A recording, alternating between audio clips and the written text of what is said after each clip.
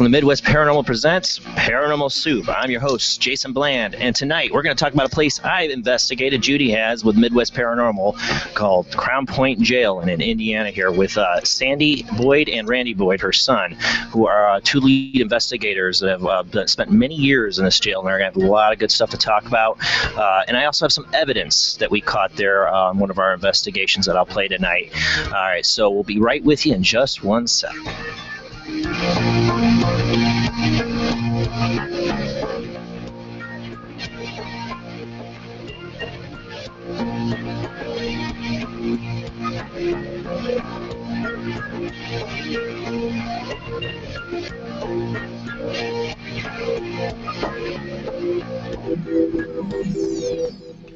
All right, welcome to episode 37 of Paranormal Soup. Tonight I got also with us my, of course, producer and co-host Judy Friedel, and my good friend here, Jamie Damilos, which I'm butchering your name still, aren't I, Jamie? King of butchering names, sorry. All right, and then, of course, like I said before, I got Sandy and Randy Boyd. They have been investigating the Crown Point Jail in Indiana. This is a place, if you people have seen Public Enemy with John Dillinger's story with Johnny Depp, they actually did filming there. They have a part of that that they always call Universal, because it's where they set up the like a fake prison part inside the real prison for the movie. So it's really cool. We'll talk about that a little bit tonight. Of course, we're going to have the World Wide Web of Weird here. And I got a lot of stuff now. Bear with me. I'm going to be going through this, kind of stumbling a little bit because I didn't have much time to prepare. I had to work tonight, so I just got off at 8 really quick and hopped on here with these guys.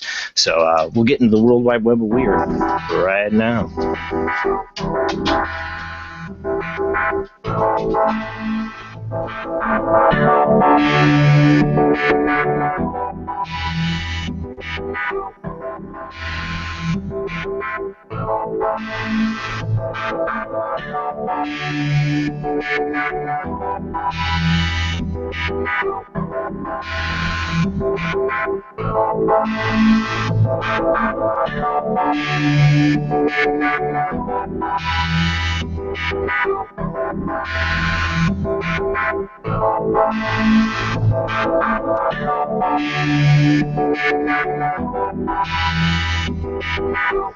All right, in the World Wide Web of Weird tonight, we have a lot of weirdness, of course. We have Thunder Energy discovers invisible entities. I don't know if some of you people seen this. Goot has talked about this quite a bit with our group, and he was on on the show. He's Goot Longwood is part of Midwest Paranormal, has this theory about how ghosts manifest themselves. And I've always been, Goot's a genius when it comes to explaining this, and one of these nights we're going to get him back on to talk about it. But it's an interesting theory. But now they just had the gravitational wave that was discovered. Okay, well, that got him all excited. Another part of his theory, it might have something to do with this discovery with this telescope. Let me get the audio going on here with this. Breaking news: Thunder Energy discovers invisible entities in our terrestrial environment. This is the dawn of our civilization.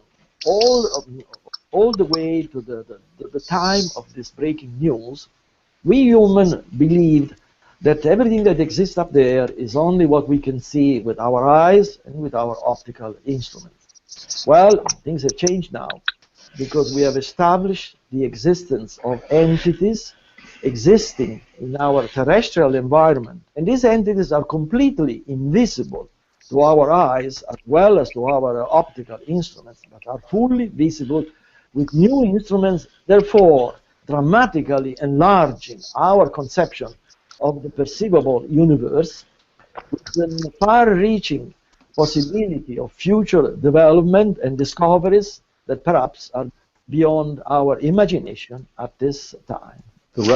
So, yeah, they were discovering, I don't know if anybody else in the panel here has seen this. I know Jamie did, because we were talking about this on Facebook. But it's pretty interesting, and it makes you wonder, if scientists is in a way discovering that other realm that's been communicating with us in some way by discovering these invisible aliens, or what they want to call them, I don't know, energy entities some kind. It's weird. It's weird. And even, I talked before about how NASA says some of the effects of plasma in the atmosphere has almost a lifelike form to it. So maybe they're starting to realize that consciousness could be, alive and energy. as well, or sentient being. I don't know. It's really weird over my head. Next up is not a video, but an article here I got on the World Wide Web of Weird. Maybe not so weird. I don't know. It's North Korea. They have, they make a lot of threats. Well, this newest threat by North Korea is to release classified info on U.S. secret moon program. It's not the first time they've done this.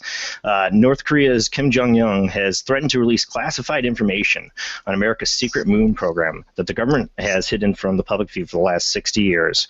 Following the U.S. proposal to ban North Korea exports of coal, iron, gold, and titanium to China earlier this week, Kim Jong-un hit back, warning that North Korea has access to explosive information that proves the U.S. government has secret bases on the moon.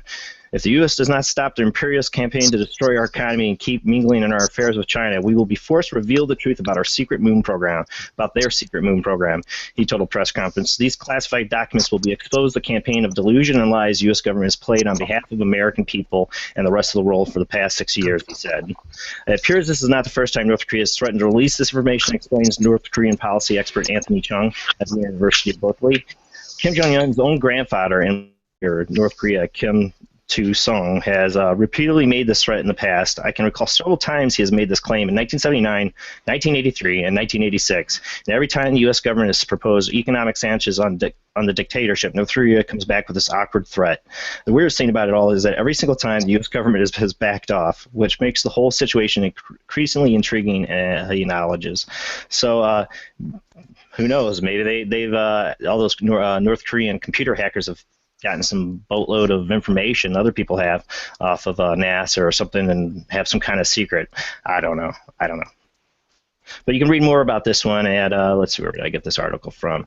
This was from yournewswire.com. The article was by Sean Aldo-Tababatsi under Weird. You can find it there. There's more to the article on it there. Another thing I find kind of scary, this is another article, I had no video on this, nobody saw that, this is why it is that there was a meteor that exploded over the Atlantic with more force than the Hiroshima bomb. This article is from February 24th. When did it happen? I think it was on the 7th. Rather. The largest fireball since the Chelyabinsk blast in February 2013 has been detected on February 6th, that's right, at 2 p.m. UTC in the South Atlantic Ocean. The event has happened in the middle of the ocean, about 1,850 kilometers southeast of Rio de Janeiro in Brazil, so it likely wasn't seen directly or caught on camera. Data released by NASA shows that the meteor was released an energy equivalent to 12,000 tons of TNT. Wow. And it was moving at over 15.5 kilometers per second. It disintegrated at a height of about 31 kilometers and had a diameter about 7 meters. Well, it wasn't a huge one, but big enough to make a big boom. While 12,000 tons of TNT seems like a very large number, it pales in comparison to the Chelyabinsk impact, which was 40 times more energetic and released 450,000 tons of TNT. The thing is, nobody saw it. Nobody knew about it until after the fact. And you hear NASA say, "Oh, we know we can spot a lot of these things." It's not. They can spot some of these things. So this went by without anybody knowing until after the fact. And to me, that is scary. One other article here, another one without a video, is about a basketball players face paranormal activity at a hotel.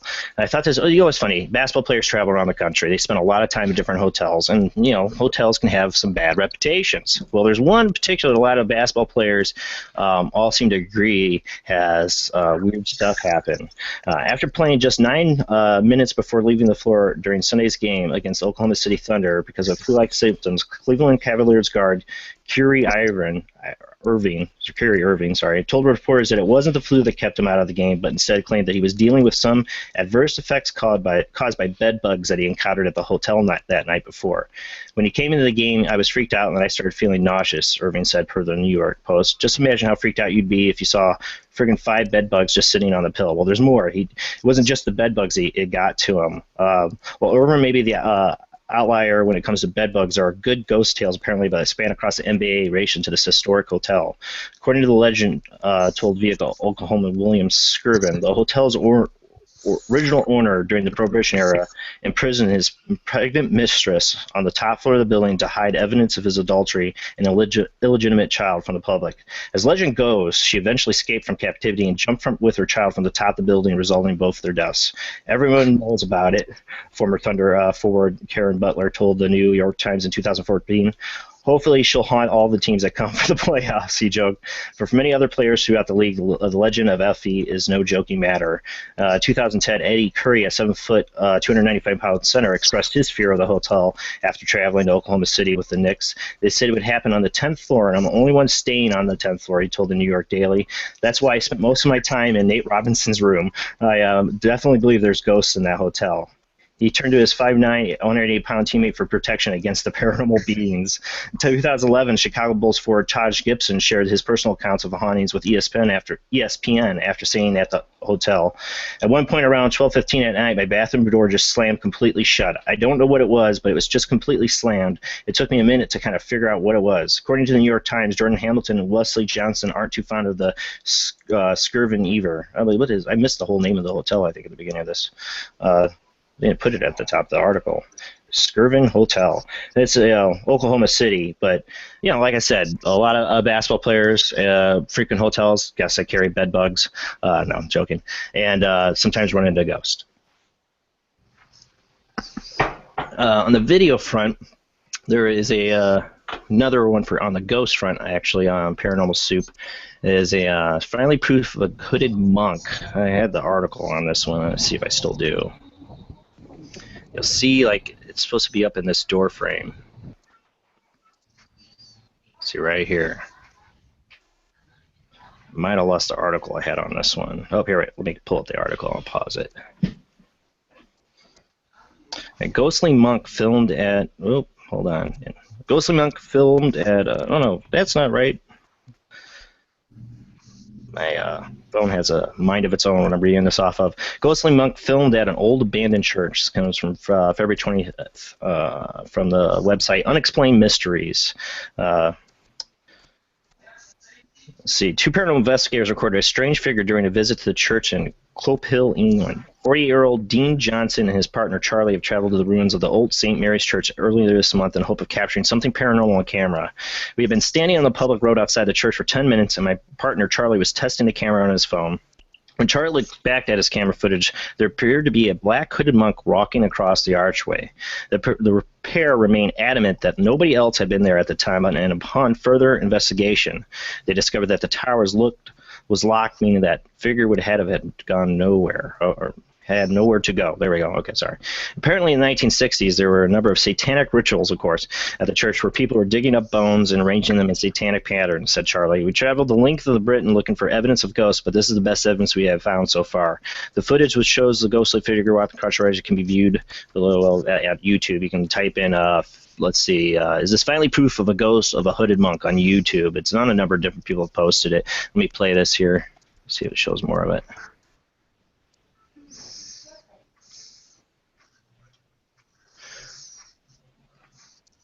Show it again.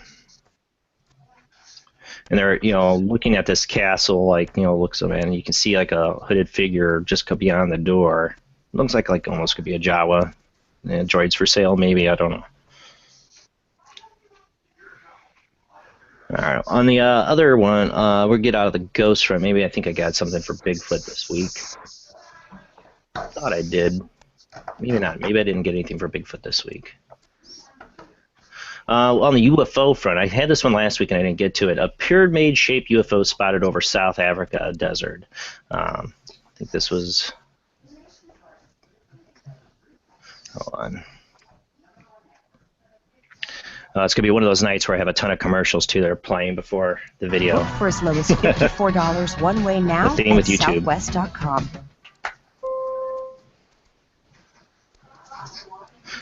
All right, yeah, 2014 South Africa. So this happened a couple of years ago, but I just saw this post around on social media, and I was wondering about it. It's like a pyramid-shaped UFO. I think somebody really liked the TV show Stargate and decided to make a fake video, but it's odd. I don't know. I would like to know more about it. People post these scenes on Facebook, and you never know. and obviously it's the most grainy, awful footage you can get. But it's interesting, you get saucer shape, pillar shape UFOs, triangular shape, but this is like a pyramid in the sky, just like on the TV show Stargate. All right, let's see what else we got here. Oh, I got this one. No video for this one. When I get a video of this, I'm going to totally put it on the show. But I saw this article. I had to read it because it's just weird. New TV show to teach dogs how to fly a plane. This comes out on. This is another one from Unexplained Mysteries. Bizarre TV project will involve 10-week training course as part of a new UK television series.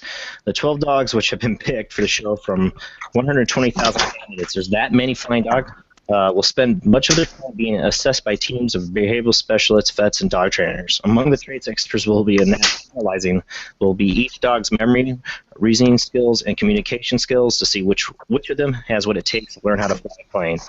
Those that make it through this phase will be put through a special 10-week training program designed to teach them how to operate a single-engine aircraft all by themselves. But is it really possible to teach a dog how to fly a plane, or is the whole thing just a wishful thinking? Given that we would not expect a human 3-year-old to be able to fly a plane, I would not expect that a dog could do so either, said a canine psychologist. Well, don't give him ideas. The next show might be 3-year-olds that fly planes. Presenter Jamie Thinkson, on the other hand, remains a lot more optimistic. People give up on them too easily, and this series will show us why we shouldn't. Even if a dog has been deprived of human contact or has been badly treated, it's just able and motivated to initiate a new relationship with a human very quickly. The series, which is titled Dogs Might Fly, is due to begin in 2 weeks' time on Sky One. Really? I mean... Oh my God! Reality show's gone totally crazy. Teaching dogs how to fly planes. I seriously might watch that though. I don't know.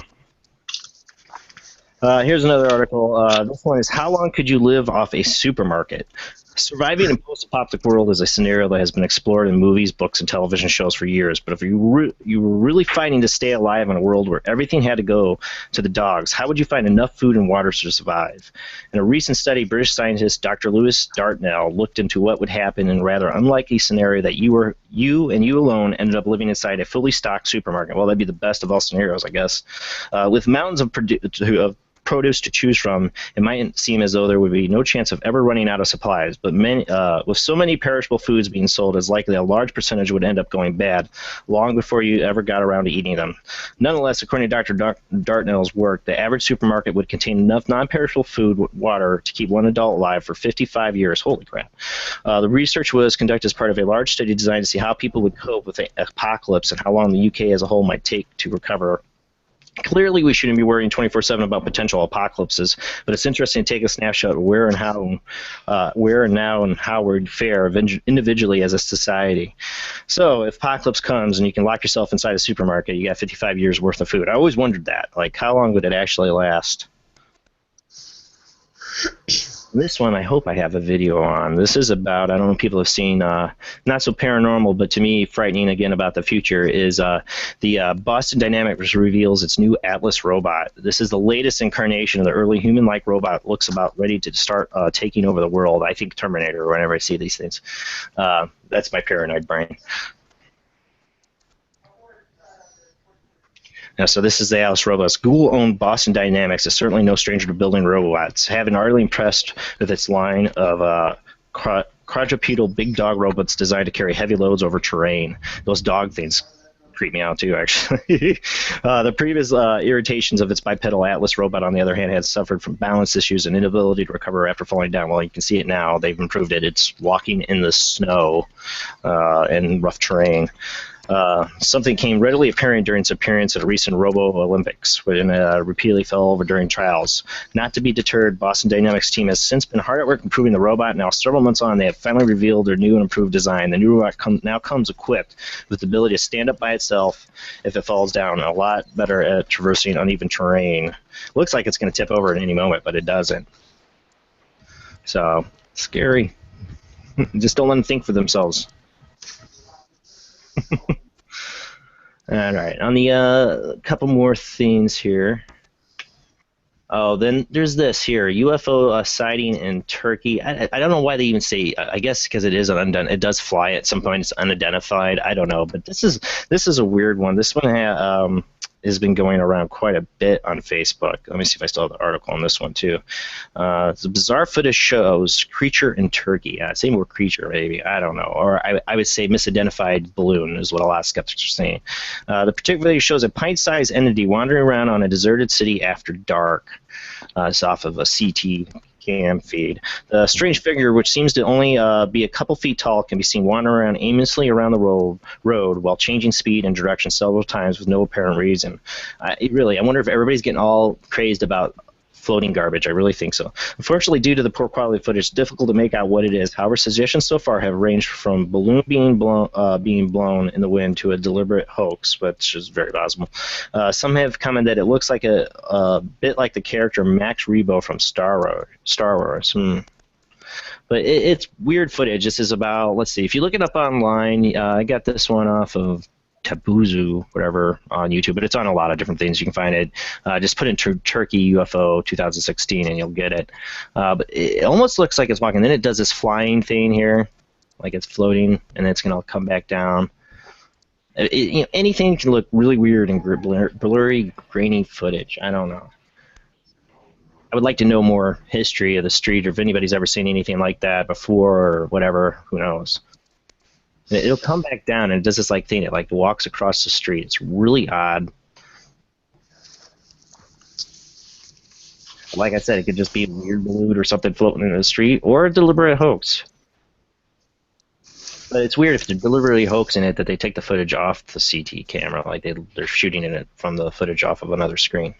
Maybe just to make it more crappy looking and harder to tell. Here it comes out. It comes back down. This is the part that really makes me call out fake. I don't know. I think it's a balloon, though. But my biggest thing, I think it's like a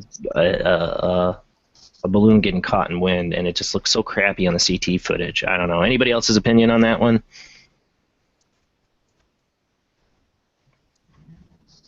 Hopefully people are still here. Yeah. Okay. No, I was like, why would you just sit on that one street if you're an alien or UFO? It's like, I'm just going to chill on this one street here and go back and forth. Or creature or whatever. Or creature, yeah. You think eventually somebody hit it with a car. Well, there's no reaction to that car either. Keep staying right in front of the camera too conveniently.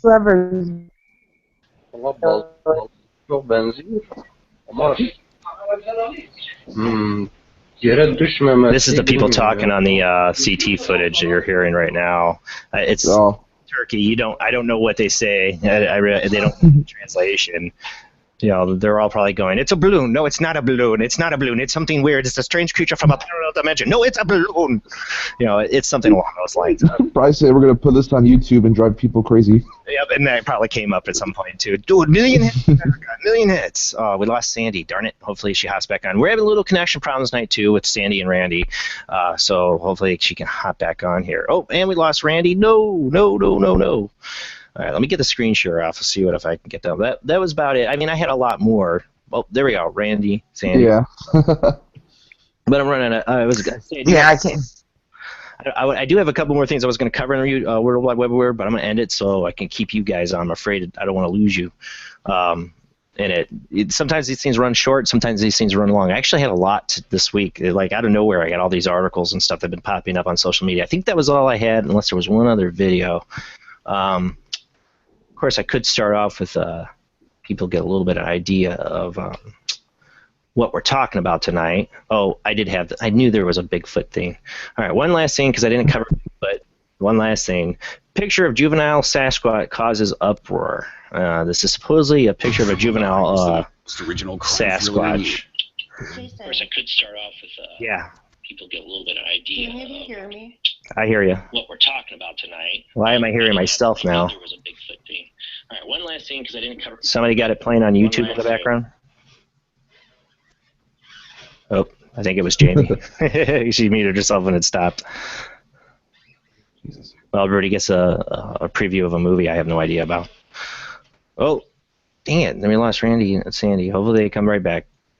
All right, this is the Sasquatch video of a juvenile Bigfoot. This is from picture of juvenile Sasquatch from Sasquatch Central on YouTube. Thought I was good. Picture was taken in Marion Lake, South Carolina, February But 2016. that's not me. I got dropped when Sandy and Randy left. This is I only hear them. I can't hear you. It's when you muted yourself, it ended, but I don't know. And I don't have YouTube on in the back. That's weird. Yeah, that's like I was saying earlier. Whenever somebody leaves, I gotta jump back on. Yeah, I've been having some audio issues, and then I get kicked off, and then I come back. Okay. Oh, it's weird. It seemed to like happen. I can't tell. Unmute yourself for a second, Jamie. It's not happening now. Okay, All right. I'm unmuted. It's coming. Somehow it's coming from your end, Jamie. I have no idea. I get kicked off, and then I. Can you hear Yeah. this? Huh. I don't hear it now. You don't have it playing in the background of your screen. You don't have it in another screen on your computer playing in the background? You wouldn't hear it, but we'd hear it through your audio. No, do you hear me right now? I hear you. Yeah. Okay, well, let me just not use my headphones. Okay. I don't hear it now doing it. Okay, let me not use my headphones. It's That weird, sounds though. better. Okay. But yeah, supposedly last thing World Wide Web Weird, this is a picture of a juvenile Bigfoot, and I call shenanigans. I really do. I don't. I get that perfect moment where old Yeller's out there looking at the baby Bigfoot and gonna snap a picture. I just have my doubts. Maybe I'm just cynical. I don't know. Yeah, it's just totally phony looking. I know, but this is going up on the some of the Bigfoot sites, so I have my doubts on it. That's all I gotta say. All right, let me get the screen share off here. Oh, actually, well, we're gonna talk about the Crown Point jail. I do have a video I wanted to play. Like I was telling people, this is where they shot the Public Enemy. It's about John Dillinger was held there. This is a video of our own Sandy that's on tonight. Yeah, I'm here. This is from Believe a Paranormal Experience on YouTube.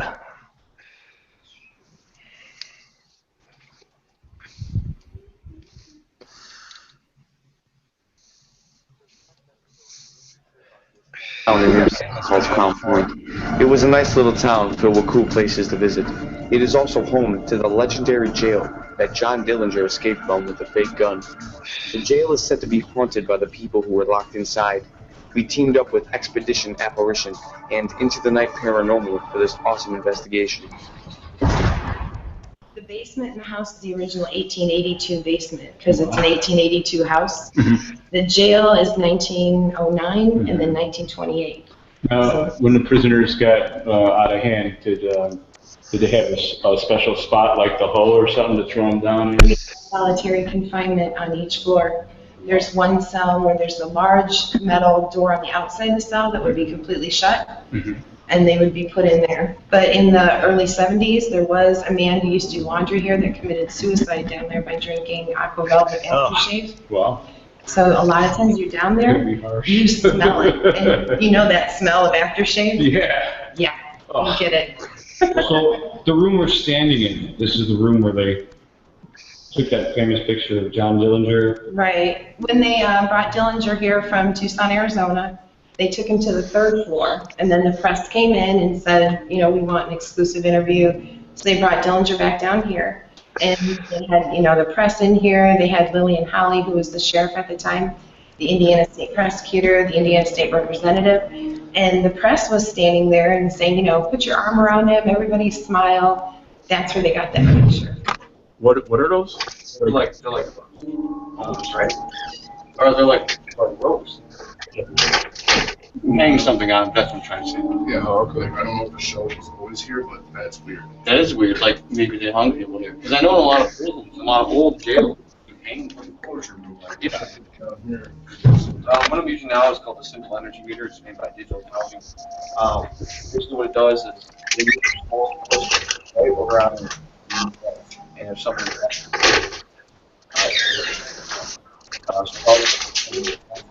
move my hand to make a beat, kind of like a sound telephone tapping. If I would put my hand once and twice again, it would beat twice. Normally, what we do is we ask yes or no questions. It's 1 beep for yes and 2 beeps for no.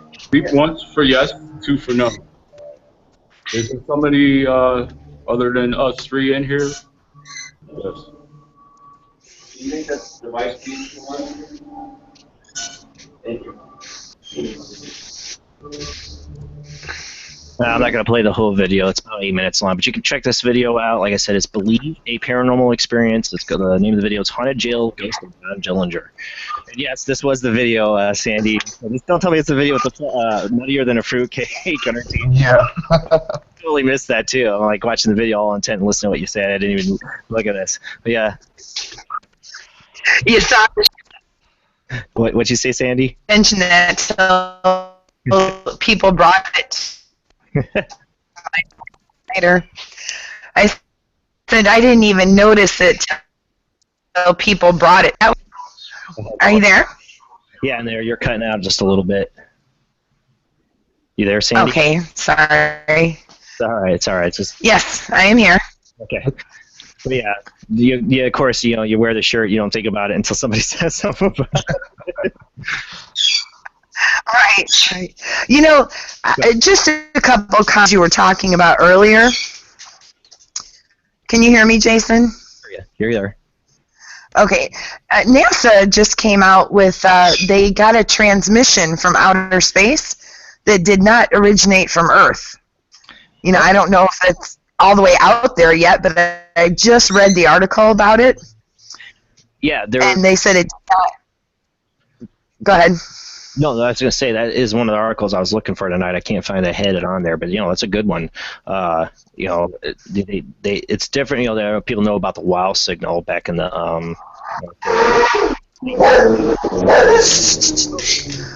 I'm sorry. But the WOW signal back in the late '60s that they got, this is something even bigger than. Because they can trace the signal, like almost have an origin. Did they get an origin? They think they can. What I remember in the article, they don't have it yet. That's why I'm kind of waiting on this one too, to see if they, they say they got something and then they go, oh no, we figured out it's this and this, and no, it's not anything. So kind of waiting on that one to see. But it's possible they could figure out an origin of the signal, an idea. Right. The other one that came out today too was related the God particle in the brain. Did you read that one? No, I didn't see that one. I've heard a lot about the God particle. Yeah, they took a group of believers and atheists, and they were doing MRIs on them and asked them to pray or not pray. Whatever they chose to do. And they found out that people that pray, that have faith, whether it's in God or, a higher power, they use a larger percentage of their brain. And the MRI was able to show that, or the CT scan that they were using. Sorry, it was a CT. And it was able to show that a larger part of their brain was being used when they were praying. Wow, that is incredible. Yeah. I've heard stuff on, actually it's weird, I heard an old episode of Art Bell, and I can't remember the guest, but he was kind of touching upon this. This was years ago, about them, looking at people's brains during meditation and prayer, and they could actually tell certain parts of the brain activity correlated to everybody in the same area. So I wonder if that's related. Yeah, I think it was the same study. And now they've just gone farther on it and have been able to isolate that part of the brain that does start activating when people are, praying or meditating. But and I do want to get back to the jail. I just had some comments about stuff you were talking about. Like I said, you could have jumped in anytime. Anybody, whenever if you ever come back on, Worldwide Web of Weird is always open to my guests to talk about, at any time. So that's why I love getting other people's viewpoints and takes on it, because I get people from a wide variety on this show. From Bigfoot, I'm gonna have some Bigfoot researchers on soon. To religious researchers. I've had mediums and paranormal investigators, and so I love getting everybody's kind of input on stuff that's out of their territory too. Because that's what the show's about too. I think. Last year we had Ben Hansen and Chad, Randy, what's his name? Lindbergh. Chad Lindbergh. Fast and Furious. And then he had his own show, Ghost Stalkers, for a little while with John Tenney. Do you remember him? Yeah, I remember it. Yeah, and of course I know who Ben Hansen is. Yeah, we had them both at the jail, and they were doing, a big talk with everybody, and it went from UFOs from Ben, to the Bigfoot experiences and stuff. And we were sitting there talking about all that and the paranormal, and at some point you're like, yeah, I don't believe in Bigfoot. And my husband, who's a non-believer of all of it, looks at me and says, how can you accept ghosts and UFOs, but you put a line at Bigfoot, You got to draw a line somewhere, Sandy, right? Right. A lot of compelling evidence out there, but I tell everybody I'm a Gnostic. I question everything, but I'm open-minded. Like being a Gnostic means I question if it's real or if it is true. That it could be. I believe it's possible for a lot of things to be real, and including Bigfoot.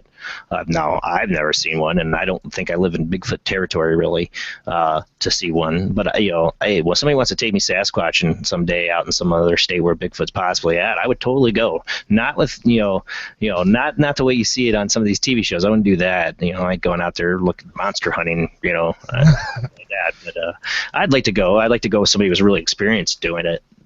Try to see what get their kind of take on tracking Bigfoot and stuff like that. A really serious researcher though, like somebody really would be into it. I would always wanted to do that because I sure as hell was doing. We came across a guy in Post Town, and they had one of their events going on. And he was really big into Bigfoot and the Wolfmen in Ohio. He's saying how much he's caught in Ohio just by himself. You know what? The Wolfman actually interests me more than the Bigfoot. Yeah.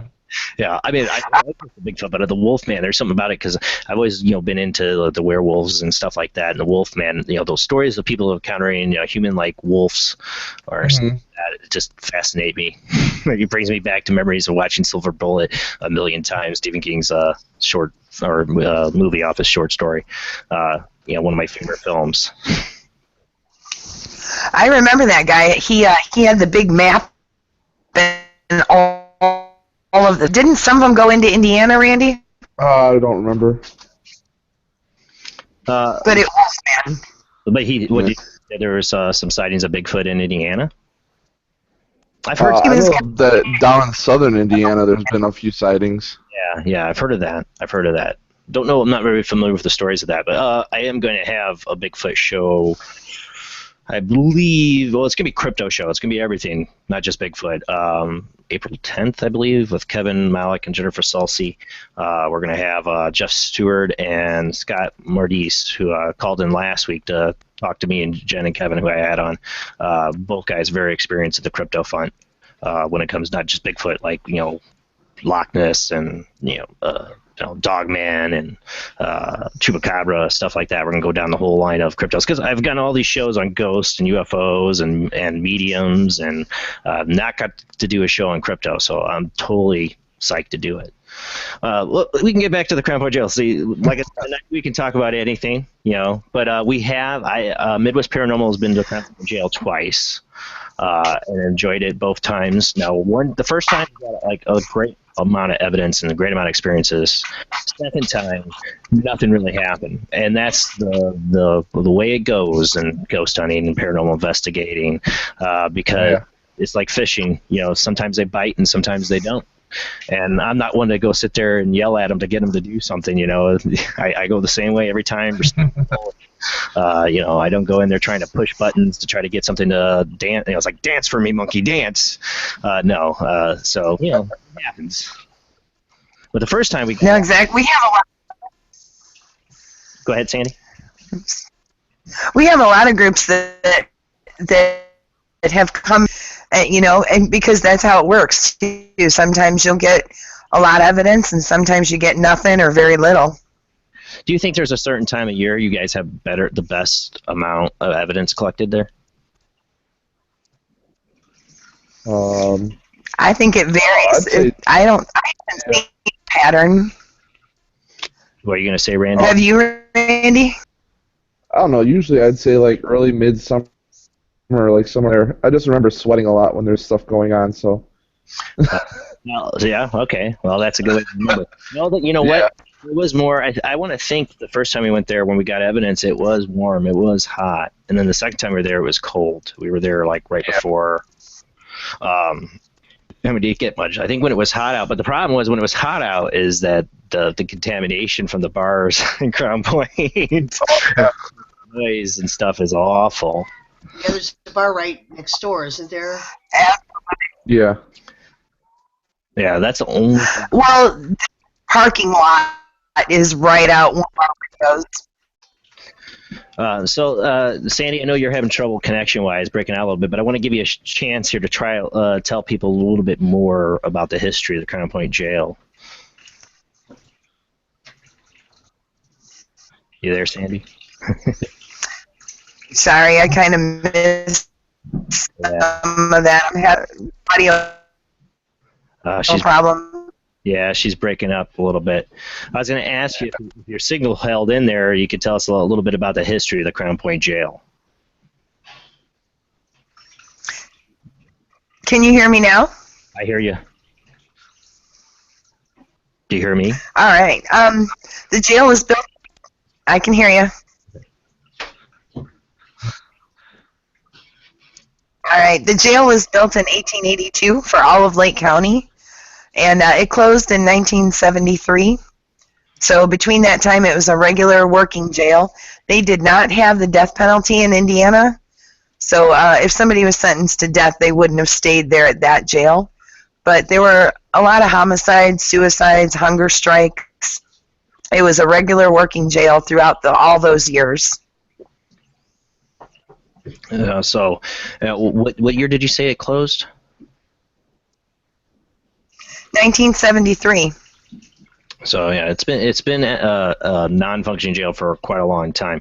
How long did it sit empty before like the historical society in a way took it over? You know, it sat empty a couple years, and then somebody bought it, and they really didn't want the jail. They wanted the boiler house behind it, and they made that into like a speakeasy. Mm-hmm. And they basically let the jail and the house sit to rot. And then the Historical Society bought it in 1987, and then they started work on it. So it's been a long work in progress, but there was a lot of damage during the years that it was just abandoned there. Yeah, I've seen that. You know, there's parts of it look like, you know, you're stepping back in time a little bit when you walk in there. The first front entrance in the parlor, you know, I don't know what you call it, I don't know what you call that side area where, you know, you kind of have everybody meet.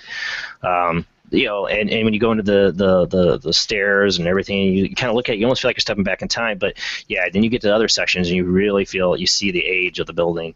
And then we never, you can't even go upstairs to where the sheriff lived there, or his family in the house. Yeah. Yeah, actually, within the last year, we have had new floors put in, the hallway, 2 of the bedrooms, all new plaster on the walls and ceilings. So we're actually looking for it to be open soon here, you know, for tours and for ghost hunting. Yeah, and that's all thanks to people coming in and ghost hunting and all the money that went right back into that. So, I mean, thank you everybody who's came. That's the nice thing about. Yeah, it's a huge shock. That's the nice thing about, you know, the ghost hunting and paranormal teams that pay to go to these. Some people are like, why do we have to pay? This is why. This is what helps with historical places like this that we want to preserve. You know, a lot of history there, and you know, to keep it alive. Because I remember the last time you were there, you were saying Crown Point was looking to try to get rid of it, right? Or somebody was in Crown Point. Yeah, it was talks about a hotel or something like that at the time. And that didn't go through, obviously, luckily. And, I mean, thanks to everybody coming in, we've actually been able to prolong the life of the jail. We've had entire brick walls put up through the place, and you know, masonry work that was done by, you know, actual bricklayers, so it's a pretty cool thing. Oh, we lost Sandy again. Hopefully she pops in. If you missed it in the beginning of the show, I had a couple people ask where it's at, but it's in Indiana. It's not far from where me and Judy are from, LaPorte. I don't know. How long of a drive is that, Judy? All right, I'm back. From Sorry, us, got disconnected. No problem, Sandy. I'd say it's from the port, probably a good hour. Mm-hmm. Yeah, maybe an hour. Yeah, drive. Yeah. But Depending on what time of day. And Crown Point itself is it looks historical when you go in it compared to like even LaPorte still has. I live in Michigan City, which is right outside. It doesn't look historical at all. It's like a lot like Valpo. Yeah, it's got a very historical kind of look to it, and it is a bit of a bar town. Yeah. Just a little bit. A little bit. There's 20. Oh, you cut out, Sandy. Yeah.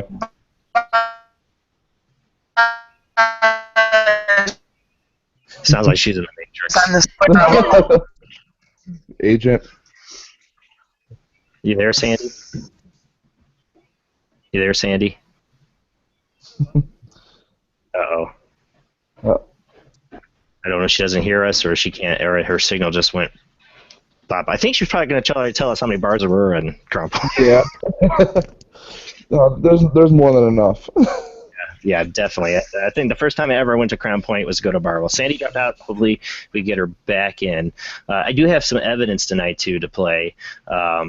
And you'll see her son drop out because for some reason at the beginning of the show, I don't know why, Judy, we were testing it out, and when Sandy joined, he suddenly couldn't hear me anymore. So every time she jumps out, he's going to jump back in. All right, you there, Sandy? Right. I think you were going to tell us how many bars there were in Sorry, I lost you again. Oh, hopefully we keep you in on the show. Like I said, we did get some EVPs. There's. Wow, this is having connection problems. That sucks. Mm. Sandy, you there? Oh. You were saying, who was saying that they had the EVPs of the person walking? Judy, I'm trying. I did, yeah. Did you get those emailed? Yeah. To me, Judy? Did you actually see the The creeper? Yeah, yeah. Yeah, it was. We're sitting in. We have people. A group of people that were sitting in the cells. We locked them in the cells, and I wasn't down for that. So I was with the couple of the guides, on those benches. And this is in the Johnny Depp area. The benches right in the front when you walk in to that cell block. Yeah, the day room. Yeah, and we heard it with our ears too, because you'll hear on the recording we're saying the footsteps. You hear the footsteps, but it was right after those footsteps I saw this creeper thing, and it was swirling around my feet. I'd never seen anything like that before. I've heard of them, but I've never seen it. And it was curled around my feet, then went up the wall, and then fingers came out from like top of the cell. Top of the cell, and then a couple other people in another group saw that too. I think Ricky, who's in the chat room, I don't know. That's always the best when you got somebody who can be like, "Yeah, saw it with you." And I think wasn't Ricky with us that night? Didn't he see that? Yeah, I know. He was with the same group that Roxy was with, and Roxy saw it. That's right. And then also, we in that same cell block, the same time. When the people were on the one side in the cells, and then there's the other side. We actually saw, it looked like heads popping out from in the cells, looking down the hallway at us. Yeah, that's kind of signature. Yeah, it was really. That sounds like third floor. Yeah, it was in the movie part. Yeah, what Universal is what you guys call it. Okay. Yeah. So when the Public Enemy was shot there, we lost Randy. He'll be back. When Public Enemy was shot there, they built the whole section just to fake the jail cells, right? That's what that is. No, those are in there is real, except the doors. The doors were all the original doors were missing, so the doors are from the movie, but everything else is real. Yeah, it was awesome because it was just like basically it was supposed to look just like it did back when Dillinger was there, right? Right. Well, Dillinger was never really in that cell block. They just used it because it was bigger. He was never on that floor. Right, and what I'm saying is they tried to make that look authentic to the time. Yeah. I believe, yeah. Yeah, well, if they tried. It was nice and clean and everything compared to Right. the rest. Well, that's the thing. If you go to the actual. Right. They're completely dilapidated. There's no way, people go, wow, that's a really crummy jail. No wonder he escaped. No. But, this looks all nice and like you're stepping back in time into this jail. And I did the whole solitary cell deal where they. If I would have had more time, I would have found the video footage. I took a little Sony camcorder in there with me and was filming, and I got a really weird experience. I got this suddenly weird taste. It reminded me of, I want to say, kind of like mothballs or something. I don't know. Like, it reminded me of death in a way too, like decay or something. I got this like horrible taste in my mouth and like this brush that went past me when it happened. Like something walked through me, and then I was like hacking. I couldn't like it was like I was choking on it. It lasted for like less than a minute, but it kind of scared the crap out of me because I was like literally choking on it, and I had to step out. So that was my weird experience there. And then we had that night down the hallway. We were seeing the shadow walk by. I remember that. The whole group could see it that night, which was really interesting. And I can't remember her name. Another person that investigates with you, I can't think of her name at the moment, sorry. She got scratched. And I guess that's not the face. Yeah. Yeah. I don't remember her name. I'm sorry. The scratching thing is not like super common there. I've only known maybe 4 or 5 people that's happened to. She said, and I don't know why some people it happens to and some people it doesn't. Well, I've always said with her, because I remember her that night telling me that's not the first time I've gotten scratched here, is that you guys are going in there, more than anybody, and and so in a way you almost give it permission in some sense. You can protect yourself and everything you do, but if you keep going to the same thing, they're like, well, they're asking for it. Yeah. She was a young girl, too, groups that come there. Go ahead, Cindy. Groups that come there often, they pick up on the fact that I don't go in certain cells. Actually, I don't go in most cells, and there's just certain areas I don't really go into. What's happened to all the other groups that come in, and the fact that I am in there a lot, I just avoid them. That's not a bad idea. So what are everybody knows about John Dillinger, but I know there's some other characters there. What are some of the other ghost spirits that you've associated with past inmates or other people that worked there? We had, oh my gosh, I just blanked his name, Rand. James Salmons? James First Salmons. He was an inmate there before Dillinger, and he was Al Capone's right-hand man, and he had gone out on a bunch of killings, and Capone would actually send people with him so he wouldn't get too crazy about it. But he had also raped and brutalized a 13-year-old little girl. Like, he was not a good guy, and I would say we've had more contact with him through our equipment and stuff than we've ever had with Dillinger. The girl that got scratched. You guys still hearing me okay? No, I hear you were good. The girl that got scratched, name was Tracy, Ricky told me on the chat room. Oh, okay. Yeah. I wasn't quite sure when you guys came here. We've had a few people. It's been a couple of years, at least. Yeah, a long that was time, our first trip out there. Yeah, that's at least like 3 years ago or so. Yeah, because we're all volunteers there. We don't get paid to do anything, so we have a lot of people that come through and they want to help out and be guides with us, and help with the hunts, and then, they go back to their life or whatever it is. So, we have several different people that help us out with those hunts and stuff, but Tracy is a very good investigator.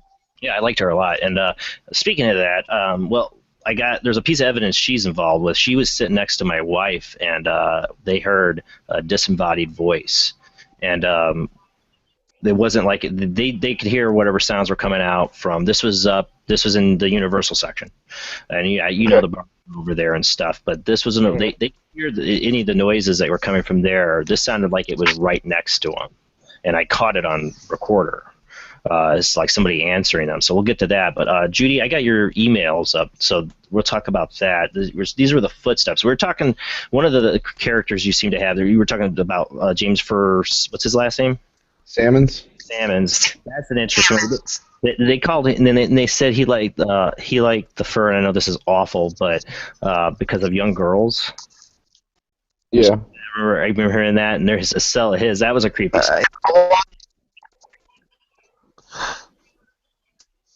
You there, Sandy? Yes, I am. Okay. If you said Can something, you hear me, Jason? Yeah, I hear you. There's a No, I was saying that was his favorite part of the woman. Yeah. It's kind of a creepy thing. But one of the other things creepy is you guys have a thing called the creeper, which is black slithery thing that slides around that Judy was talking about, seeing the hand come down from the top of the cell. That to me is pretty creepy in this jail as well. That got me more than anything in the jail.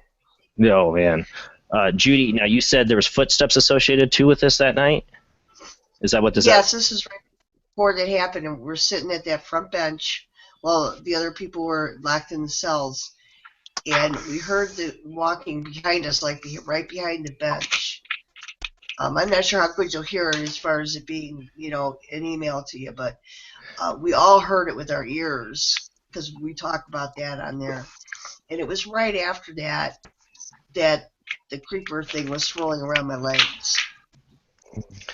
All right, so let me see if I can play it. All jails just all seem to have creepers for some reason. Well, they do have creepers. That's all right.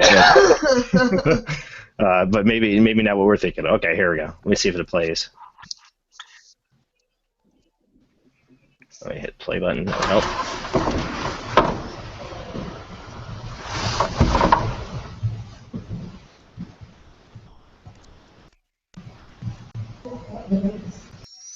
Walking behind it, directly behind.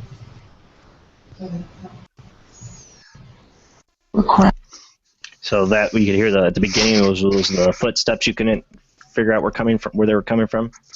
They were right behind the bench we're sitting at. So you hear me play it again.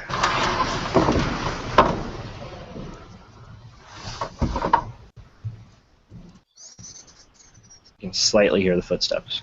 Yeah. Yeah, it's a little harder to hear it when it's, an email like that as opposed to being, I can hear it at those too loud knocking, and then after that, after the 2 large knocks, yeah. Yeah. What's the other one you sent me, Judy? That was just an EVP. I didn't have too much written on it. It was a long one, but you couldn't really understand what was being said. It was just kind of creepy. Right here. That was in a cell block. All right, I'm gonna play it.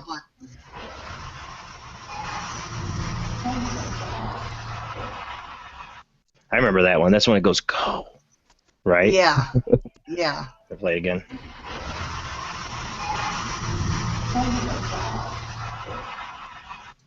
Yeah, it's hard to hear these sometimes on this show, but yeah, I remember that one. But that night, I have mine. I'm gonna pull up my EPs that I got. Don't have my notes. We did the show last minute, so I didn't get a chance to go through my old archives to find my notes, but I had the EVPs. So I'm kind of playing these by memory. Let me see what this one is. This is the disembodied voice I was talking about. It was Tracy and my wife sitting in the Universal section, like you said. And I think this is when I was still getting ready. I was in the cell. This is before I had my thing where I got choked on. But I believe I remember right. I was in the cell, and those two were sitting there on the bench, and I think a couple other people were in cells that time too. But I was in the one that they closed the door on you. So that they heard this. So here it is. Do you guys even realize that all your cell doors are open? Did you hear that? Yeah. That was somebody right next to that said, yeah. So she goes, do you guys even realize all your cell doors are open? Like, you can go. You is what she's telling them. And you hear a yeah, so I'm going to play it again. Do you guys even realize that all your cell doors are open? Did you hear that? Yeah. That was... Do you guys even realize that all your cell doors are open? Did you hear that? Yeah. That was somebody right next to that said, We got a disembodied voice. And that was it was the same area, the bench where we were sitting with the disembodied footsteps, right? Yeah. Oh, Yeah. that's odd. It was a good spot to sit. Yeah, that's always one of the Definitely. favorite. Well, that and the one above it, the cell block above it. Yeah, and cell block above it, I did get some evidence too. This one, let me see. Like I said, it's hard for me to read my files on there.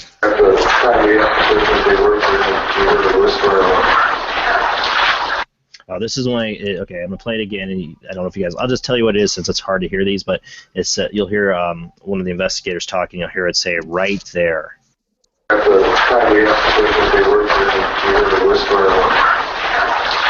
Yeah. It's either me that's talking. It's you talking? Yeah, I think so. It's Probably. it sounds yeah. But after I say whisper, you can hear whatever it is say right there. Yeah, yeah. And I think that one was in Universal, I believe, but I don't have my notes, so I'm not sure. The Universal section.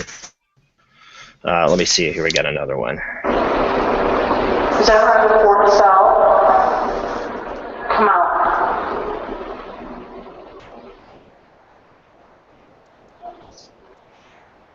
No, we just lost Sandy. She'll hopefully be back. That one is a kid's voice. Not really sure what it's saying, but you're hearing. And there were kids that stayed in this place, right, One Randy? moment. It's all right. I think Randy's got to jump out. I don't know. Yeah, he has to jump out. Welcome back, Sandy. Nope, not a problem. We'll bear with it. I think I just figured out what the problem was. What?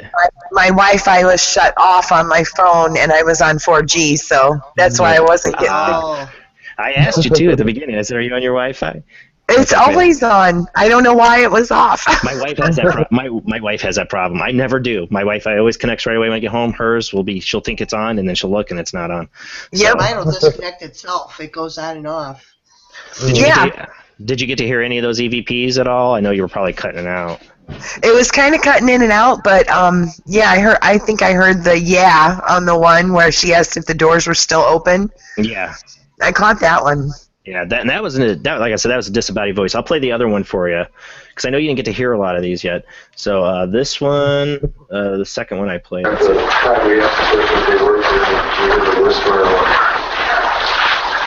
We think this is your son talking in the background, and it says right there. Yeah. And then this one's a kid's voice. I'm gonna play.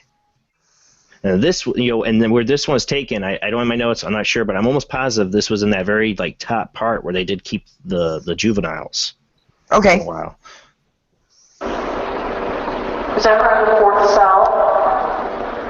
Come out. Oh no.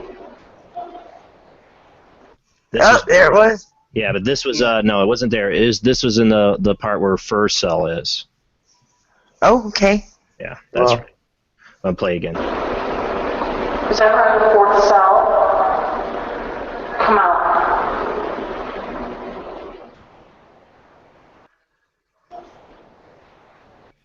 Yeah, straight up a kid's voice. Now I don't know what it's saying. I could take a few guesses, but nobody's ever agreed on what exactly it says. This next one I gotta remember.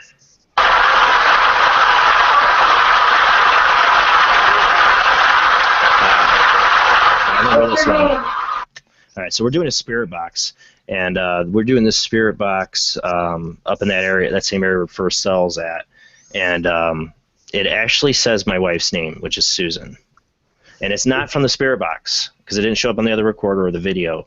It only showed up on this recorder, and it was over the white noise of the spirit box, but it didn't come from the spirit box. Plus, this was an SB7. Usually when a voice comes through, that wasn't an SB7. That was my very first Radio Shack hacked one. Oh, that was the Radio Shack hack one. That's right. That's right. All right, here we go. We didn't get much out of that thing, but we did get one thing that night out of it. All right, here it is.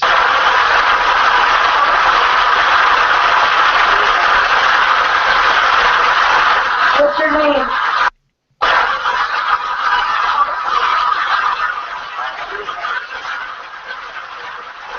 What's your name?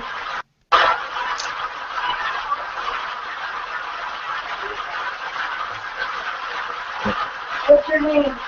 And it's really faint, and of course you have to hear it over the noise.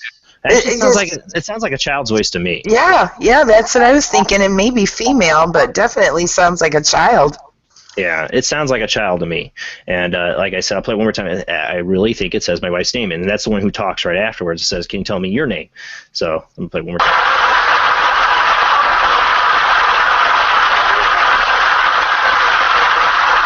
What's your name? So it's almost like in a fun way. It's like, Susan. Yeah. So I always like that one. I like it when it creeps me out when they say our names, but it's cool. It's to me a golden nugget in EVP. You get to say somebody's name in the room. All right. So this next one is a faint voice, so I don't know if we'll hear this one.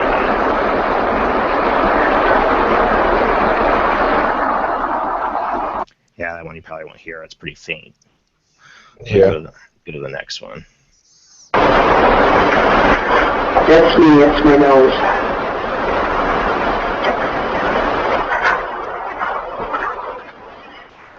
This is where all the logs and stuff were at. We're sitting there. Yeah. This one's really faint too, actually. So these are ones that don't come across so well over internet signals. But that's me. That's my nose.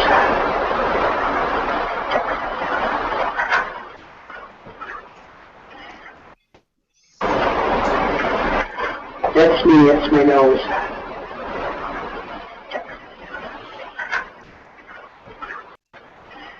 people have really listened to this one with headphones, and myself is Do You Hear Me? But it's really faint. I don't know if it's going to come across here. I'm going to play it one more time now that I've given it away. That's me. That's my nose.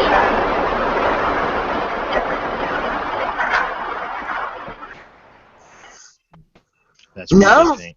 No, I got it. It was like choppy almost. Do you hear me?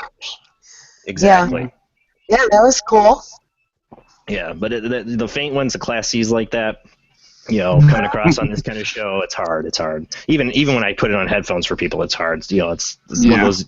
Either you got the ear for it or you don't.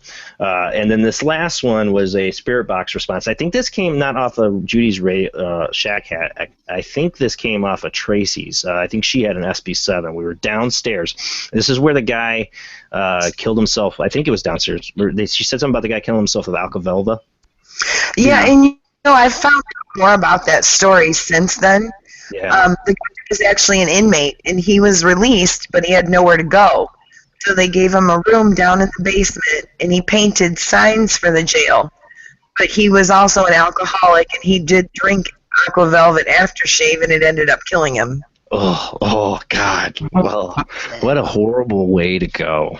Especially if that's like, you think like, somebody, if they're tortured by their own death and something like that, or an addiction, if he's like, for eternity tasting Alcavelva in his mouth. Oh, God. Maybe the smell of it makes me sick, let alone... Yeah. Oh, my God. I how sad is that? I know. And then last summer, I found out something else that I didn't know. That same room down there in the basement, there's a guard at the jail who actually set up an altar down there and was holding mass for prisoners without anybody knowing he was doing it. Oh, wow. He was like sneaking inmates down there that were Catholic, and he was saying mass with them. Oh, wow. Satanic or anything like that, but he was sneaking inmates down there for mass in that same room.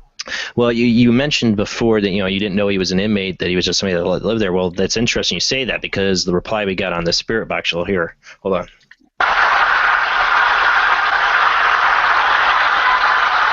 Did you work here or were you an inmate?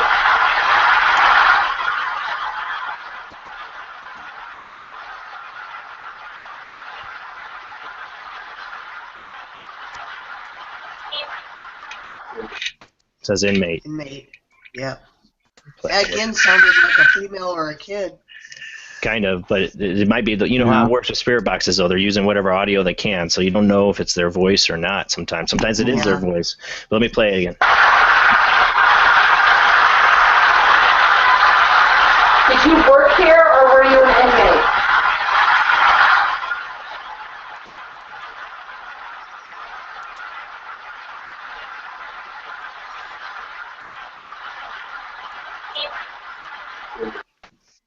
So I find that interesting. That's the reply we got, and that's where this guy who was an inmate, that ended up killing himself with aqua velvet. God, I remember that.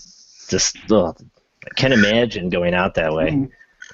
Well, it's crazy because on the original video that you showed from that group, Believe, I was saying that there was a man down there who had done laundry for the jail, because that's what I was originally told. But, the more we get out there and the more we do, more people come in that either work there or their family member worked there and tells us the truth of what really went on. And some guy came in that had been a guard there and said, no, he didn't do laundry. He was an inmate, and gave me, the real story finally. Jamie, why don't you trust your mic out and say, hopefully we're not getting a delay still from you, because you had a question here on the chat room. I saw something about what are the kids sounding yells at the beginning of the playground sounds. What are you asking? You there, Jamie? You hear me? So unmute yourself. See if you're hoping you're not getting the delay still. I want to see if that's. Sounding yells at the beginning. Nope, still getting it. Dang it! Do you hear me? I hear you, but when you play, as soon as I do, I hear myself. I hear you, but you're gonna hear me on the delay. It's playing the show like five minutes ago. Do you hear me? Yeah. Well, It's every time they get on and off. Okay. All right. So something's happened on your end where it's playing that. I've seen it happen once before, and like I said, I don't know why it does that. I have no idea. Yeah. See, it's doing it. Dang it. I don't know why it's doing that. And it's like maybe 2 minutes behind. It's so weird. The only thing I can think of is if you had some YouTube thing playing in the background. Sorry, Jamie. Jamie was asking, what are the kid sounds yells at the beginning, like a playground sound? I don't know if that was that in the EVPs, Jamie? No? Not sure. I'll see what she types in. Anyways, the experiences we had there that night, that first night we were there, we definitely were seeing things. I had my experience of getting choked down with something there, and that. What are some of the? You've had all these different people come in here. What are the most memorable experiences that people do you think have had there that you've been told? Well, as far as like me and Randy, we've been doing it for 6 years, and one thing we've noticed, at some point there seems to be like all new inmates. Like it all changes. Areas that you think had a lot of activity before have nothing. And then areas that weren't active become active. And then the activity changes, from wild to crazy, Yeah, you'll go through years and months. Like it'll change. Oh, to me that's how it goes for all hauntings. To be honest, they all have their kind of. I have a question for these guys. Yeah. I know you guys do the haunt. I'm sorry, I'm losing my voice. The haunted house during the Halloween season. Do things pick up activity-wise after you do that? Oh yeah.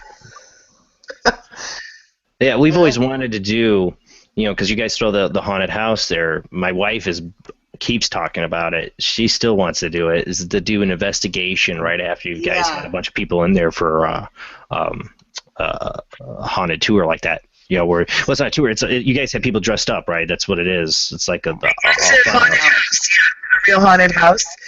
And the fun thing was this past year, one of our investigators was the person in the electric chair for the haunted house. And I was a guide, and when I'd get up close to her, I heard a man talking, and I'm like, hey, you know, Misty, who's behind you back here? And she's like, nobody, but he's been talking all night. You know, and we had an investigation that night with a group, and I told them, go sit in that electric chair. Just go hang out back there. And sure enough, I mean, what happened, Randy, that person left? After that night, it got physical. Yeah. And somebody got touched or something, and they went from, oh, this is fun to, oh, this just got real, and it became a different tone for the entire evening. Yeah.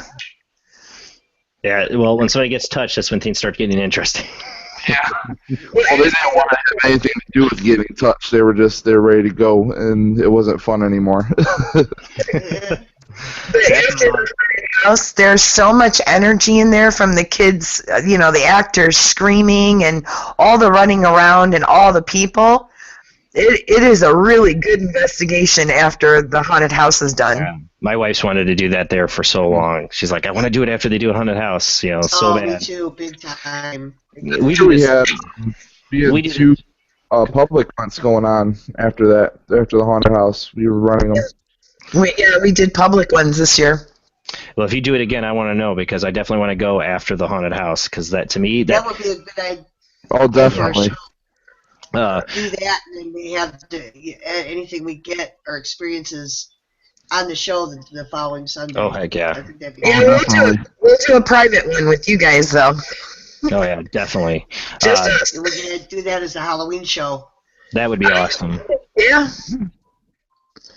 One of the things too we do in our group is we call it the fear test. Kind of, we'll take a client if they're mentally all right and they want to do it.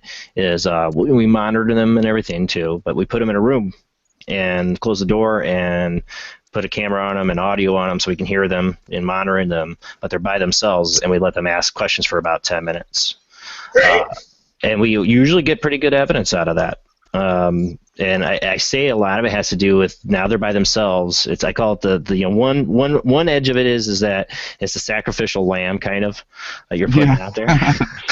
You know, but take this. Yeah, right. Well, and the other thing is that most people have their experiences when they're by themselves. Yeah, so that's why I do it, and I also do it for the client to kind of face their fears in their own home. Like I said, we always get good results out of it. So I always thought, you know, if you did it after a haunted house, if all these people get, you know, pumping the energy out of, you know, getting scared, what that does to the activity, is I've always believed it will increase it quite a bit. Well, you know, the bad part is we have to clean up after the haunted house and get everything put away. And it's all volunteer, so sometimes I don't have anybody, and I try to go in there by myself during the day to try and get things cleaned up. I can't do it. I can't. Last time I was in there, a metal chair fell behind me. I've gotten my hair pulled. Like, there's just no way I go in there by myself, even during the day. Yeah, I don't blame you. I don't know if I would. Yeah, I'm a adventurous person. I do go off on these things by myself. I would go in there by myself, but it wouldn't be something to make a habit of. I would do it for investigation purposes. I think they know me. I would bet they do. So for you, I mean, what is, you know, Randy or Sandy, whichever one wants to go first, but what to you is the most, like, paranormal, the thing that sticks out in your mind is the most paranormal thing that's happened to you in that building? Go ahead, Rand. I'm sorry, you kind of cut out at the end of it. Oh, the most paranormal experience you've had in that building. What sticks out to you, the weirdest thing you had happen? I would be the graffiti cell block, the second floor in the newer part of the jail. Mm-hmm. I had a full-bodied apparition appear right in front of me. No, the Holy Grail. Yeah, the Holy Grail is defined as any person standing in front of you. I can still to this day describe, the denim T-shirt he was wearing and the black hair and, facial features, and then he just stopped and then he went away. It stopped me dead in my tracks as I was walking, and one of those you're in my personal space kind of things. But to me, to this day, that's still one of the more memorable ones. And you didn't have a camera ready? Because that's usually how it goes. People behind me, and they're like, "Oh, why did you stop in mid, walk?" And that's why nobody else saw it. But Yeah, I had that experience once on a haunted road where a full body apparition appeared in front of a few of us, and I had the camera. I gave my camera to somebody else who was behind us. I didn't see it. Oh, kicking myself so hard for that. Is that the Holy one grail. in St. Joseph County? Yeah, the whatever is it? Yeah. Primrose Road. Yes, because I saw that too with you. Yeah, At the yeah. end of the road. Full body apparition, and I didn't have a camera in my hand. That's why I got that GoPro now. Hopefully, Right? that'll help. Judy's gonna be on top of it. I'm like, Judy, turn your damn head. I think for me, I was in Universal, and you remember that metal bench that's up there? It's an original metal big bench. That's the bench I think we're That's what I'm talking about. that we're sitting in Yeah. when we heard Yeah. the voices in the footsteps, right? Yeah. Well, I was sitting in there with two other people, and we knew a story about a guard that had let two inmates stab each other, in that room. So we were kind of calling out this guard. We were like, why would you do that? You weren't doing your job, whatever. And honestly, something punched the bench that we were sitting on so hard, it vibrated. The noise was so loud. Wow. I moved to the front porch in like 3 seconds. That's a way. That's pretty fast because you can't. You had been flying down the stairs. Flew. There's Chicken and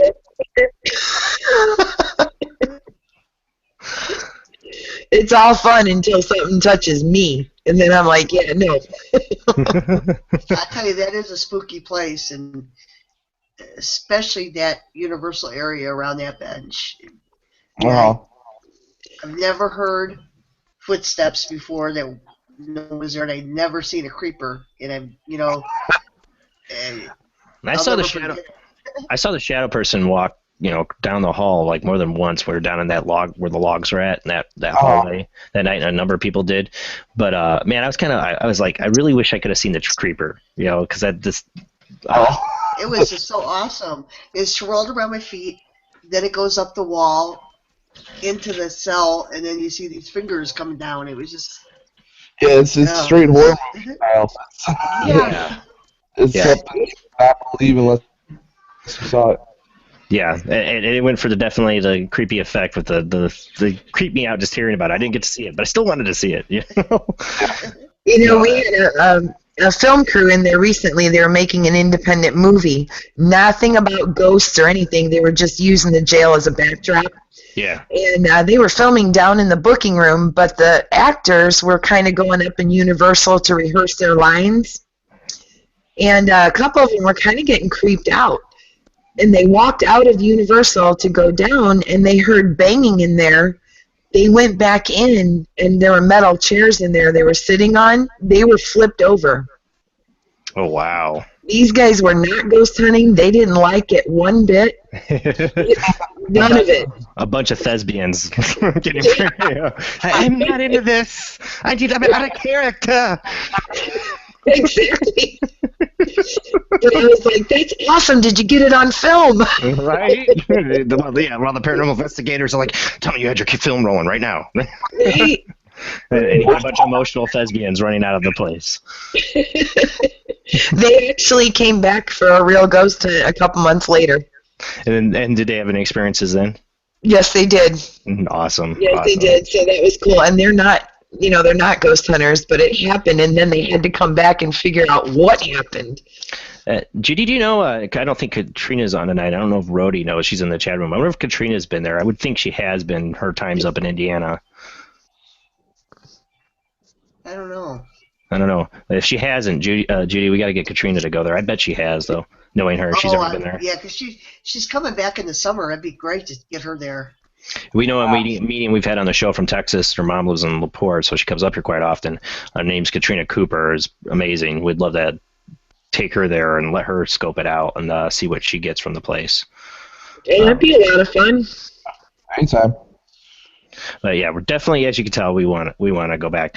For anybody watching tonight, the Skype line is open. If you do want to call in, if you have any questions for our guest, remember it's oojblandoo. Just add me to contacts and call on into the show. It's audio only. You don't have to worry about anybody seeing you. And if I get anybody trolls that call in, I will block you and you'll be done. So don't waste your time. Anyways, so you guys have done Crown Point Jail now. You're a paranormal investigator, so that's not the only place you've investigated. What other kind of investigations do you guys do? Well, I actually have a cool story for you. Have you heard of the Rhodes Hotel in Atlanta, Indiana? I have heard of it. Okay. I don't know much about it, but I've heard of it, yeah. It's an old brothel from the 1800s that was turned into a hotel. And they have like 7 bedrooms. And when you go there, you get the whole place. There's a ballroom, a dining room, the whole thing. It's a beautiful old home, or hotel. But the people that run it, Gail, Sanchez, and Chris, they come up to the jail, and then we go to Rhodes. We kind of switch places, which is really fun. So, yeah, no kidding. Oh, you became really muffled, Sandy. Oh, I'm sorry. That's all right. You were probably putting your finger over the mic, I think. Up on that 3rd floor of the jail, where you sit on the bench. Yeah. That last solitary confinement cell. One night, I'm sitting there, and it was really funny because I thought I saw Pennywise the clown, and I'm sure that was my brain. What? Yeah, I'm sure it was my brain thinking of the scariest thing I know and putting it. Right? So I didn't tell anybody because it's ridiculous. And so Chris came up to the jail from Rhodes Hotel, and he's a psychic medium, and he's really good. And after they went through, he told, is it you, Randy? I think it was Angela that he was telling. He said, you got a clown in there? And I'm like, what? Oh, my God. My wife would be out. Don't tell my wife that because she won't go back now. Yeah, he said there was a clown in there, but the paint on the clown was actually blood. Oh, no, my wife can never watch this episode now. I'll never get to go back. Okay. Keep going. So he saw a clown. What was the origin of the clown with the blood on his face? I mean... No idea. He said that what he got was a very primal being. Like, it wasn't anything. It was just a manifestation of a very primal kind of emotion or something like that. It probably is like, what is Sandy most scared of? Oh, I got it. Right. Yeah, well, and great. We'll get you and my wife together in there and see if the clown shows up again. Find a way to shut the doors. Yeah. I'm not even allowed to, I'm a big Stephen King fan, and it's definitely one of my top, up there in the top favorite books of his. And I have it in the DVD, and I have the VHS, and I have the book. I have 2 different copies of the book. They all have to be hidden. Oh, yeah. They're not allowed to be, out where my wife can see them. Or I'm in trouble. Or in big trouble. Yeah, do a fear test with those 2. With, right? Calling out for a clown. I'm gonna bring my big Stephen King hardback novel with Pennywise the clown on there and sit it right in front of him. Start playing Paranormal music on your phone. Yeah. Yeah. We'll see how that goes. That's a good fear test. Stephen King actually wrote a short story about John Dillinger. I'm thinking about that. What was that one? It's in his book, Everything Eventual. Oh, yeah. I didn't realize that was about John. Which one's about John Dillinger? Because, I have that book. Yeah, it's one of the stories in there, and it's about John Dillinger and a bunch of the guys in his posse. Oh, yeah. I forgot all about that. Oh, my God. That's been so long ago I read that. I have it on hardback. I've been on the hunt to get Stephen King to come to the jail for a book signing because he has to have some interest in Dillinger if he wrote it. But I cannot get a hold of that man for nothing. Oh, good luck. I know. But I'm still trying. If you do, you better let me know because I'm a huge Stephen King fan. Big time. The other thing in Hartford City, Indiana is the Hartford Jail. I've heard of that, yep. That is a sister jail to ours. The sheriff is attached to the jail, but they stayed with the original 10 cells. They didn't expand like ours did, because ours started out with only 10 cells. Yeah. And then they expanded. Hartford City didn't expand, but that is a really good place to hunt. We had a good time there. Did you find any kind of correlating evidence between the two places? I got a picture of a woman, an apparition in their basement, though. Wow. I didn't have it. It's on my phone. It was pretty cool. We had a rock thrown at us down there. If you ever want to come on here with any evidence you guys want to present from your investigations, I have that capability to put show photos or video. Video usually is best if it's done on YouTube, or if you can upload it to YouTube for me to play, it's the easiest, but I can do it other ways.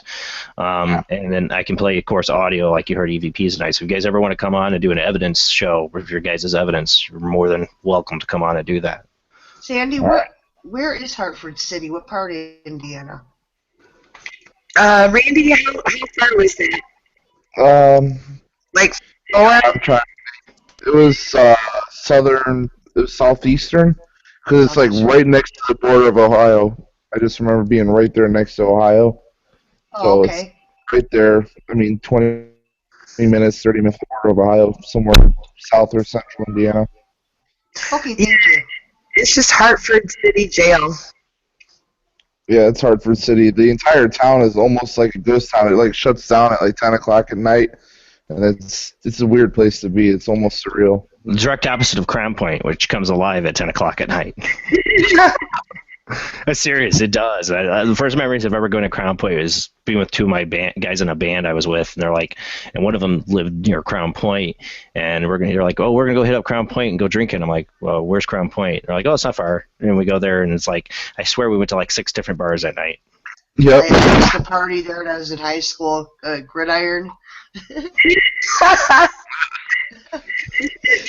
First birthday at Gridiron. Yeah. I think after our last the last time we went there, we went to we did this twice. We did it the first time, right, Judy? And then we went and did it again. I think we did it twice. Is the nerds? The nerds. Our what? President, what was it we were calling did you come with us that night to the I know it was just me, Chris, and Susan, and Josh. You didn't come with us to that. We went to this. What is it? We went to this. We went to this restaurant, or not restaurant, like a soda shop kind of place, and had of course sodas and pop and food and all this stuff, and it was like 4 in the morning. Bristol? No, it was in Crown Is that Point. the place in Bristol? No, oh, it was Crown Crown Point. Oh yeah, I was there. You were there where Josh was so tired, not drunk, but actually just so tired. He was calling hamburgers nurgers. Yeah. I was there. Did you guys go to the Crown Town Grill, right on the square? And did you forget equipment and I brought it down there to you? Yeah, that's it. That's that one. Yeah. Yeah, that's how tired we were. We forgot equipment too. It was like 4 in the morning. There, so I Yeah, but it's a fun town. It's a fun town, Go investigate, and then go. You can go hit up the bar scene afterwards if you want, at your own risk. I'm sure a lot of those bars are haunted too. Yeah. Speaking of that, in Crown Point, besides the jail, have you investigated anywhere else in Crown Point, like historical wise? Yeah, we did the main courthouse on the square, the big one.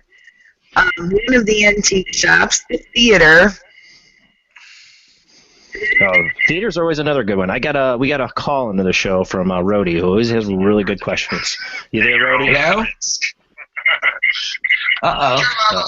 You got your YouTube playing? No, I haven't. Yeah, well, hang on. Here, I got it.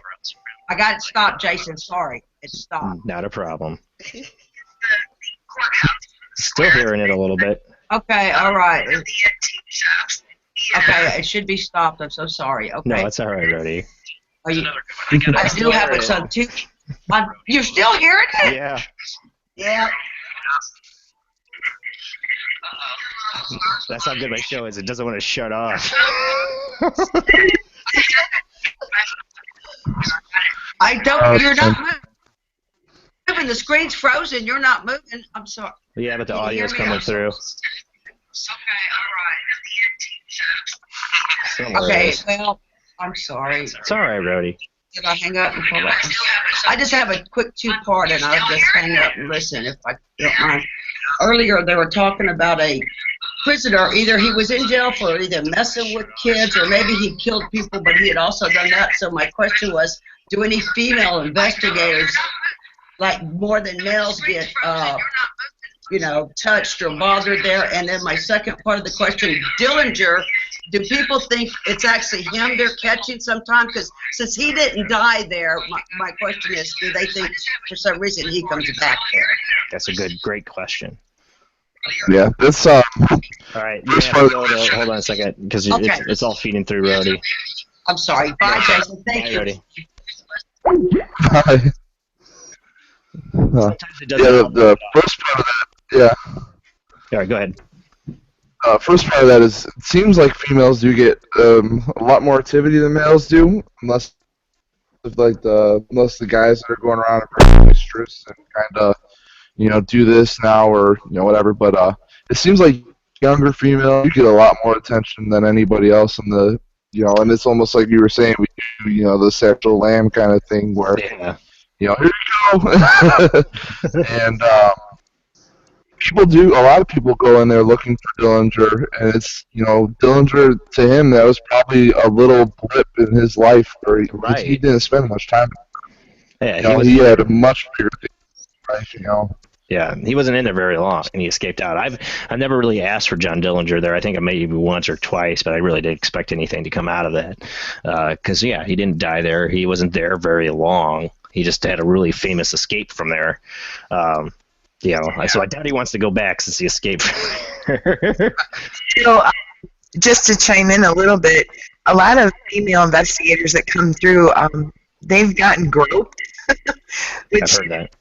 Yeah, and then we had a while going on where we were actually warning people, if you have a young investigator with you under 20, really, really be aware of what's going on.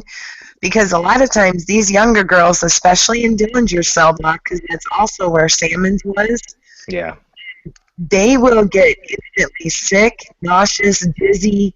I mean, it really seems to affect young girls.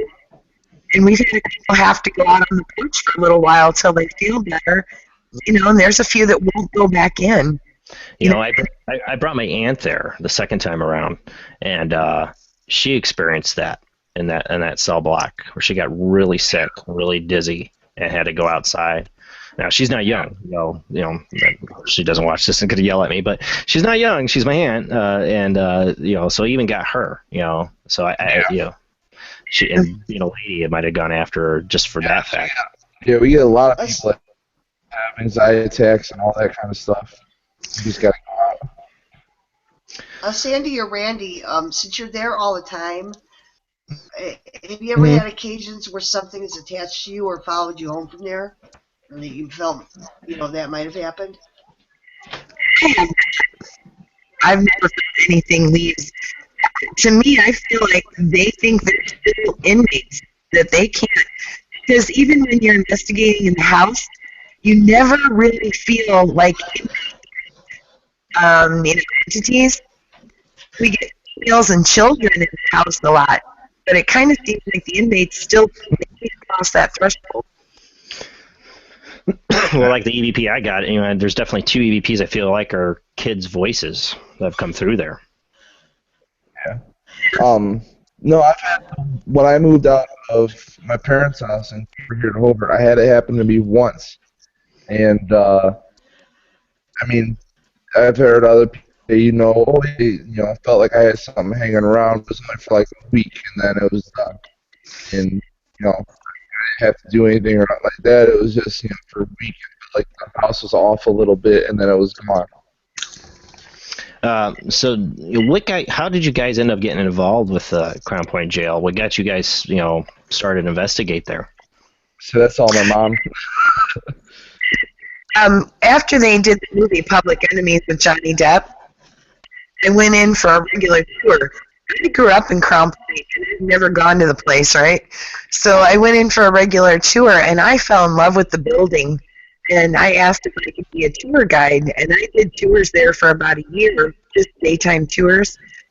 And I was already a director for another paranormal group. So I approached the board and I said, you know, if you guys let me run ghost hunts for you, I can make money for the jail. And it was really hard to convince them to do this because it's a liability. If somebody gets hurt or something happens, you know, it's a huge liability for anybody that runs ghost hunts. And they finally let me. And then after 3 years of doing that, they asked me to be on the board. I'm on the board now, you know. You're cutting out a little bit there, Sandy. Might be the way you ever your phone held. I don't know. It took a lot to convince them to let us do ghost hunts there, you know. I can believe it. I mean, trying to get into a number of places I have over the years.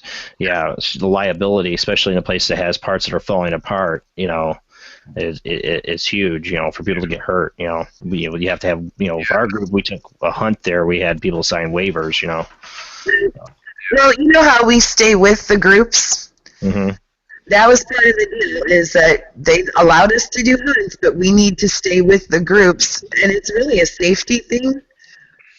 You know, that was part of it. And I wouldn't want to go wandering around there with somebody who, you know, without somebody who knew what they were, you know, the place like the back of their hand, to be honest, because, you know, you can get a little lost and you don't know what you might trip over. And, you know, like I said, there's parts of it that you just shouldn't even go in. Well, some groups get mad about it, you know. Yeah. And they're like, hey, we're investigators. We understand, you know, be quiet and all that. You know, we're not going to, like, ruin your hunt.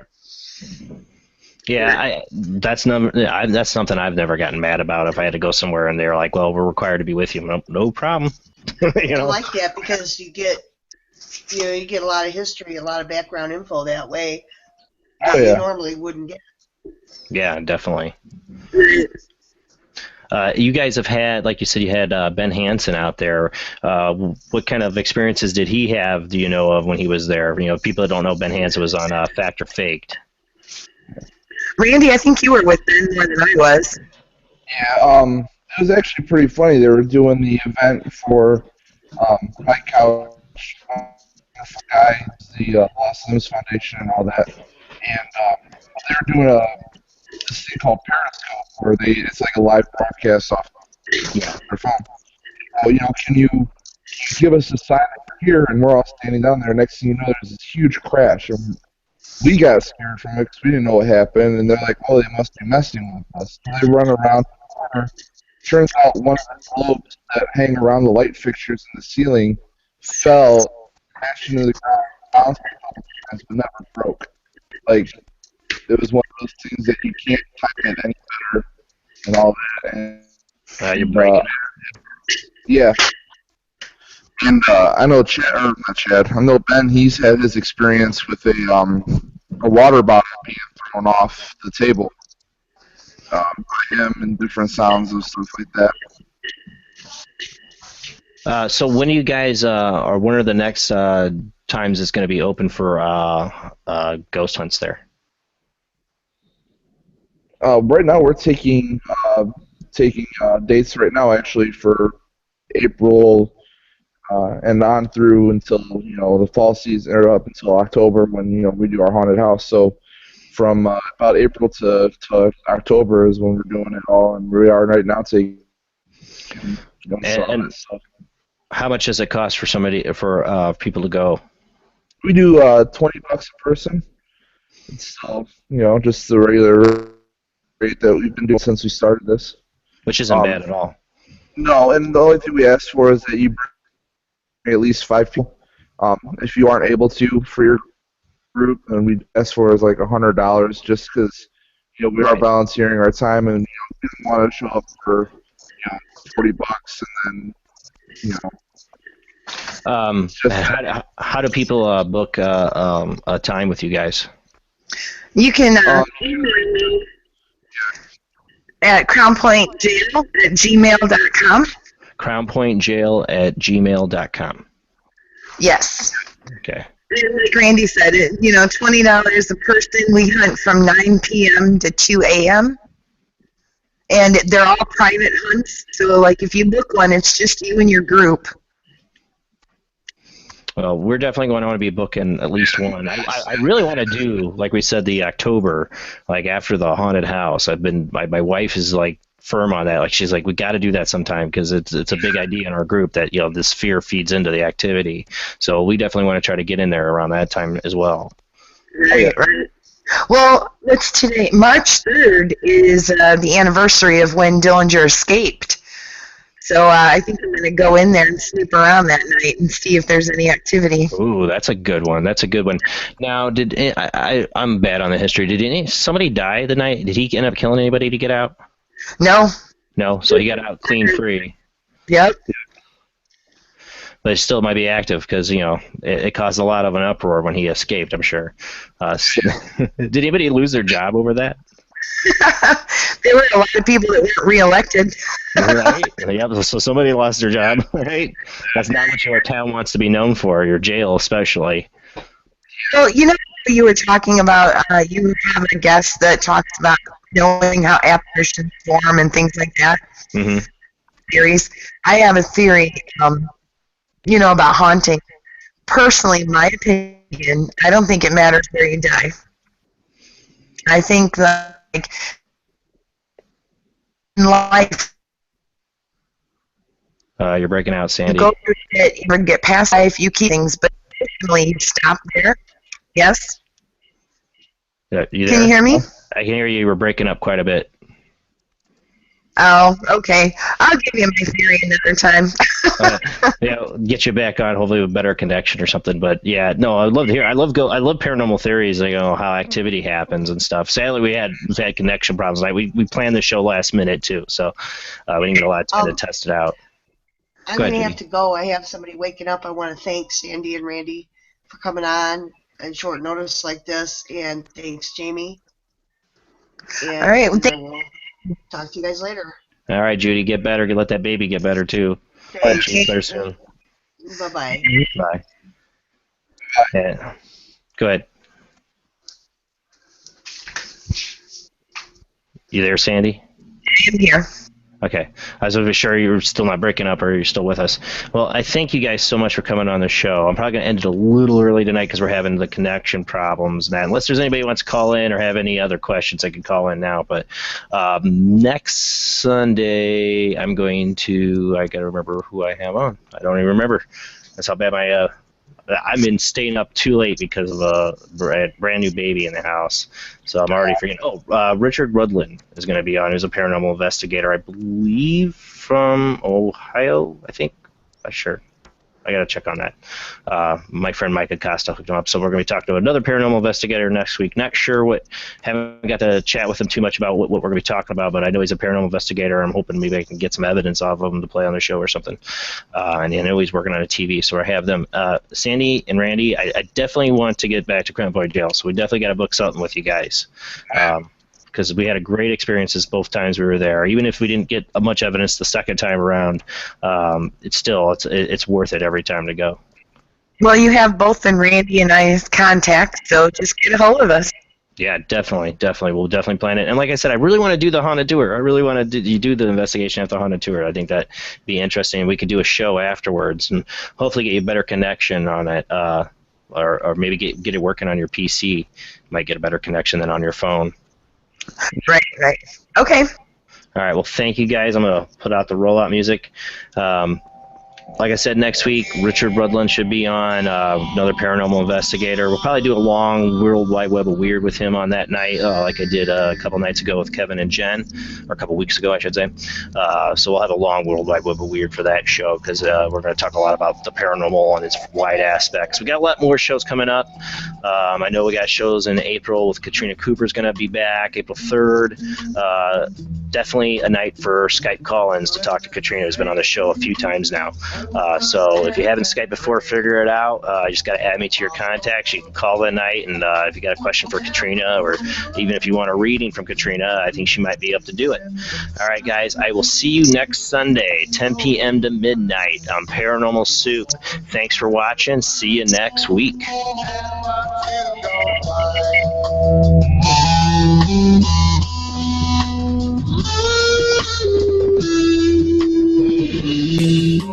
Way where silence over day. Just the witness where the living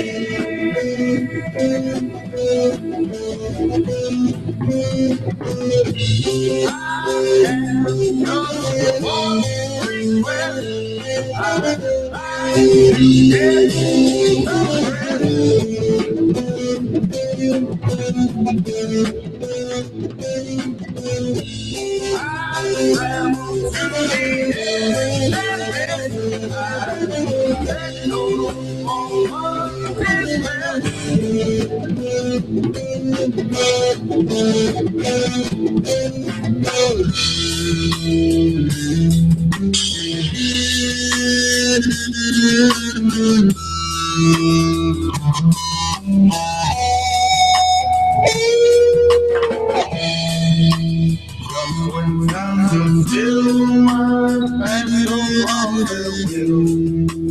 Never found my fill of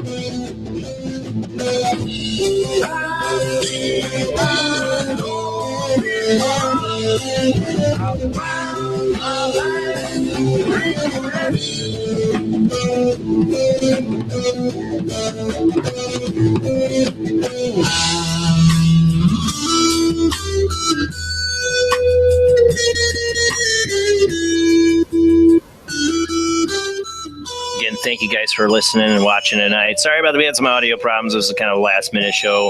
We were going to try to have the SOPA people. I know I mentioned that last week. We're working on them. They're trying to get their evidence together. They really want to put on a lot on their show. So we will get them scheduled at some point on here to play their evidence. If you guys are familiar with Haunted Alaska, they've been on that TV show. And then I said next week is Richard Rudland. We got a lot more shows coming up. Except for, remember, Easter, there won't be a show, of course, because of the holiday. I can't wait till next week, guys. It's going to be a long World Wide Web of Weird. If you got anything you want to add to the World Wide Web of Weird, hit me up on Facebook if you know me, or send me an email at oojblandoo@yahoo.com. If you got something you want to share on the World Wide Web of Weird, let me know. See you guys next week on Paranormal Soup.